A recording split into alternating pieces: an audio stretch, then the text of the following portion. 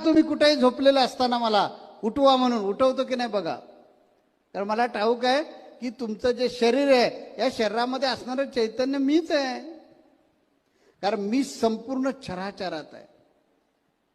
सर्व स्वामी मला 1,00,000 रुपये द्यायचे आहे. मी सांगतो ते मला तुझे 1,00,000 नको आहेत. मला 7 गुरुवार उपवास करतो, 21 गुरुवार उपवास करतो, की 7 वेळा पारायण करतो, की नानीच्या 7 वाऱ्या करतो, असा नवस कर. का? ते प्रपंच नीटनेटकं करा. हा प्रपंच करत असताना तुम्ही जगा, दुसऱ्याला जगवा. कारण आपण समाजाचं काही देणं लागतो. का देणं लागतो? तर आपण बुद्धिवान प्राणी आहोत. या बुद्धीचा उपयोग करून चराचरातील सर्वांना सुसह्य जीवन जगता येईल.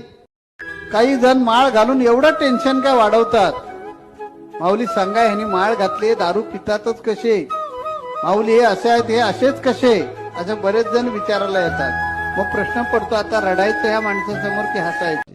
तुम्हाला कधी मी दुःखी असलेला दिसतो का? बघा, अनेक लोकांना घडवायचं काम चालू असतं. अनेक लोक घडतात आणि पूर्ण ताकदीनं उभे राहिले.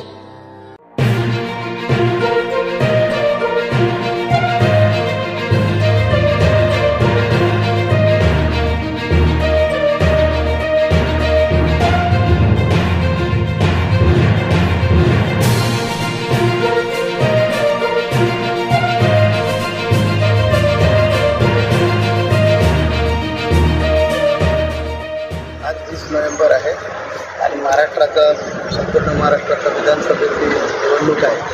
आम्ही आमचं स्वतःचं बहुमत बजावून आलेलं आहोत आणि आपल्याला महाराष्ट्रातील सर्व मतदारांना आम्ही या माध्यमातून आवाहन करत आहोत की लोकशाहीने दिलेला आपल्याला जो अधिकार आहे मतदानाचा, तो आपण सगळ्यांनी बजावला पाहिजे. म्हणून आपले कोणतीही कारणं असतील, कोणतेही सबबी अडचणी असतील, त्याच्यावर मात केलं पाहिजे आणि या लोकशाहीचा जागर उत्साहात संपन्न करण्यासाठी आपण सर्वांनी आपल्या घरातून बाहेर आलं पाहिजे आणि मतदानाचा अधिकार बजावला पाहिजे.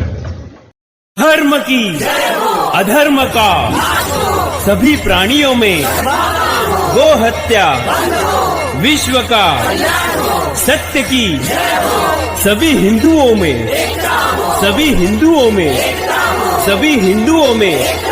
हिंदू धर्म जय सियाराम, जय सियाराम.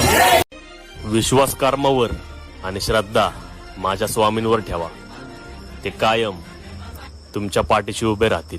लक्षपूर्वक बघ, संकटमुक्त होशील. आपलं मन हे आपल्या गुरूंच्या चरणाशी अर्पण करावे व आपले मन दुसरीकडे गुंतवू नका. एकदा अर्पण केलेल्या मनाला पुन्हा विषयाचा आनंद झाला तर ते मन अर्पण झाले नाही असे समजावे.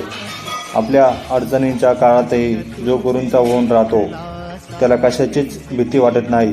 संकटामध्ये गुरूंच्या अस्तित्वाची जाणीव राहिली तर ती आपल्याला नक्कीच समाधान देते. श्री गुरुदेव माऊली. स्वामी, तुमच्याशिवाय माझं जीवन हे अधूर आहे. तुमच्याशिवाय या जगामध्ये आम्हाला तारणारा तरी कोण आहे? तुम्हीच माझे गुरु आहात, माझी मायेही तुम्हीच आहात आणि स्वामी माझा बाप सुद्धा खऱ्या अर्थानं तुम्हीच आहात.